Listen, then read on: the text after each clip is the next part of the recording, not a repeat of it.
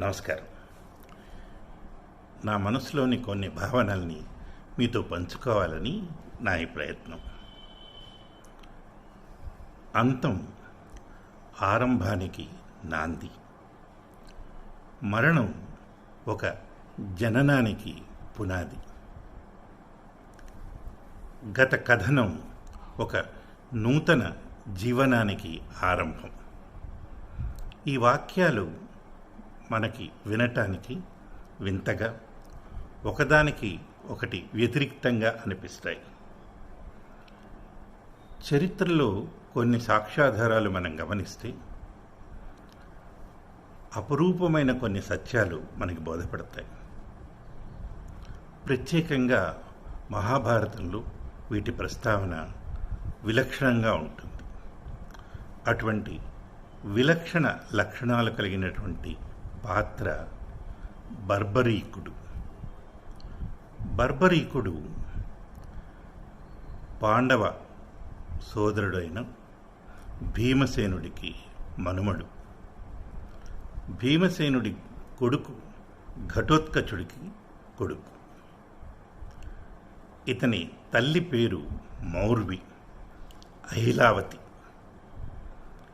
ఘటోత్కచుడికి అహిలావతికి పుట్టిన ఈ బర్బరీకుడు చిన్న వయస్సు నుంచే అస్త్రశస్త్రాలను ప్రయోగించటంలో, విలువిద్యలో అమోఘమైన ప్రావీణ్యాన్ని సంపాదించాడు.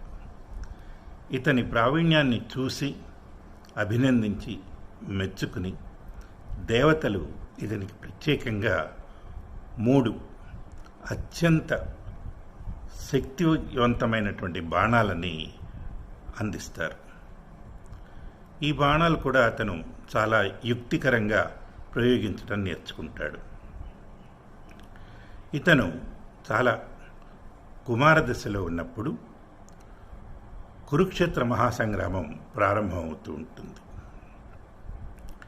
ఆ సంగ్రామంలో ఇతను కూడా పాల్గొనాలని ఆశపడతాడు, ఉవ్విళ్ళూరుతాడు.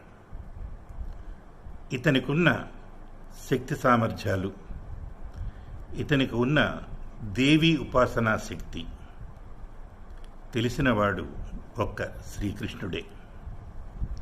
ఇతను యుద్ధానికి వెళుతున్నప్పుడు తల్లి మౌర్వి పిలిచి, నాయన, ఎవరు బలహీనంగా ఉంటారో వారి పక్షాన నువ్వు ఉండి యుద్ధం చెయ్యి, వారి పక్షాన యుద్ధంలో పాల్గొను అని అంటుంది.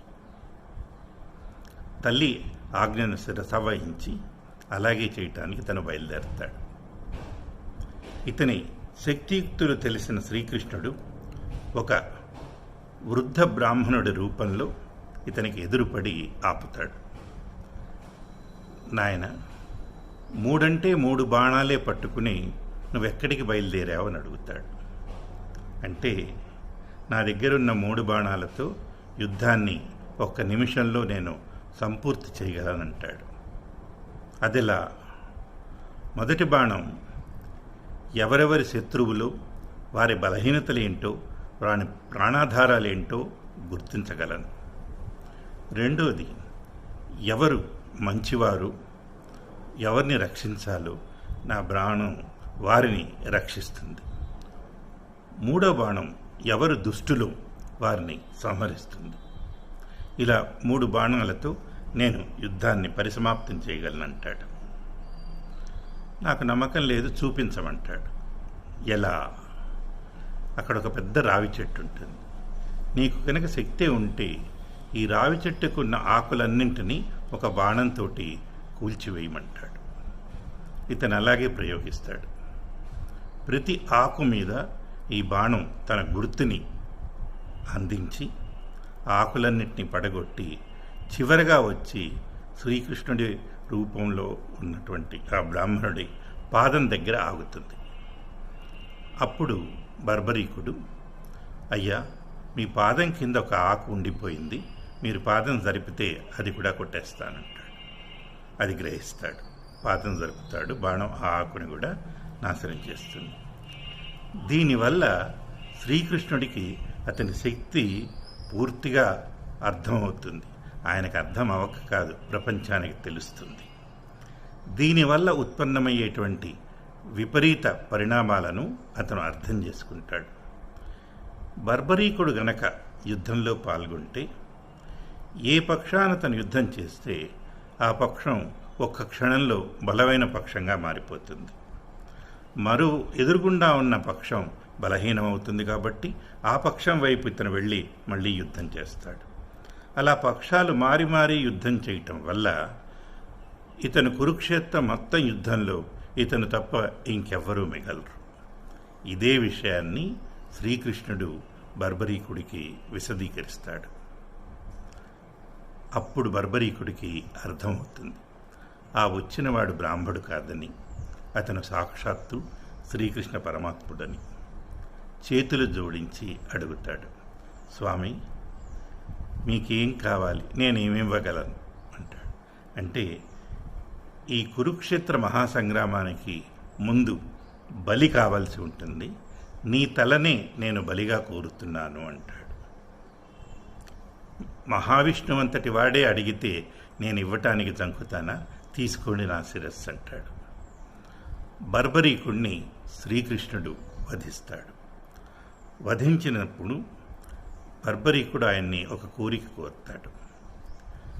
నేను శాశ్వతంగా జనావళికి గుర్తుండిపోయేలాగా వరమియ్యి అంటే, కృష్ణుడు గుర్తుండిపోవటమే కాదు, నీ శిరస్సు పూజార్హమై ఎన్ని యుగాలైనా కూడా వారి పూజలు అందుకుంటుంది అని వరమిస్తాడు.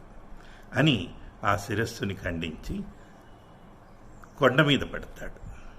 తర్వాత భీమసేనుడు వచ్చి మనుమణ్ణి చంపినందుకు శ్రీకృష్ణుడి మీద నింద వేస్తే అతను చెప్తాడు, నేను అతనికి శాశ్వతమైన స్థానాన్ని ఆపాదించాను. కురుక్షేత్ర మహాసంగ్రామాన్ని ఒక్క క్షణమైన పొరపాటుగా కూడా దూరంగా ఉండి చూడకుండా ఉండనివాడు కేవలం బర్బరీకుడే. మొత్తం యుద్ధాన్ని చూసి ఎవరు ఎలా చేశారు అన్నది వీక్షించగలిగిన శక్తి గలవాడు బర్బరీకుడే. అతనే ప్రత్యక్ష సాక్షి. అది ఆ బర్బరీకుడి శిరస్సు వల్ల జరుగుతుంది. ఆ శిరస్సుని కేవలం ద్వాపర యుగమే కాదు, తర్వాత కలియుగంలో కూడా అతను పూజలు అందుకుంటాడు అని వరమిస్తాడు. అదే బర్బరీకుడు ఈనాటికి రాజస్థాన్లోని ఖాటు అనే గ్రామంలో శ్యాంబాబాగా ప్రసిద్ధి చెంది ప్రజల పూజలు అందుకుంటుంటాడు. ఈయనకి బర్బరీకుడికి ఇతర నామాంతరాలు కూడా ఉన్నాయి. మౌర్వీనందుడని, అలాగే ఆకాశహరుడని, తర్వాత శ్యాంబాబా అని, కాటూశ్యామని. అంటే ఈయన శిరస్సుని కేవలం తీసుకెళ్ళి అక్కడ పెట్టడం వల్ల ఈయనకి శిరస్సుని పూజించిన వారందరికీ కష్టాలు తొలగిపోతాయని అందరి నమ్మకం.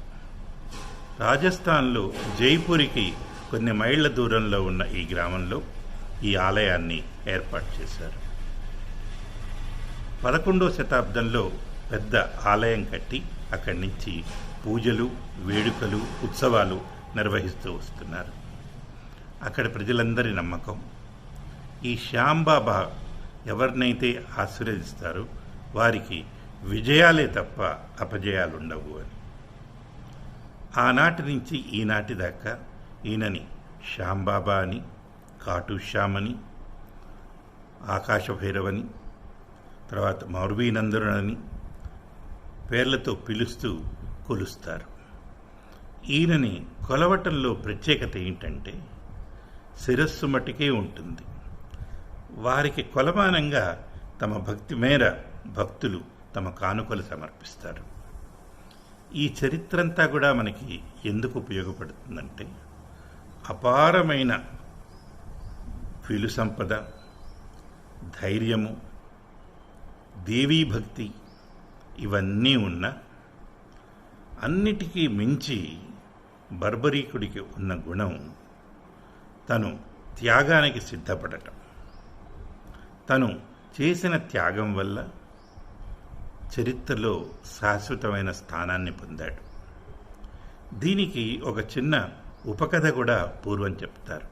అదేంటంటే, భూమండలం మీద పాపుల పనులు పెరిగిపోయి భారం పెరిగి దేవతలందరూ బ్రహ్మని తోడు తీసుకుని శ్రీ మహావిష్ణువు దగ్గరికి వెళ్ళి ఈ భూదేవిని కాపాడవలసిన సమయం ఆసన్నమైంది, కాపాడమని కోరతారు.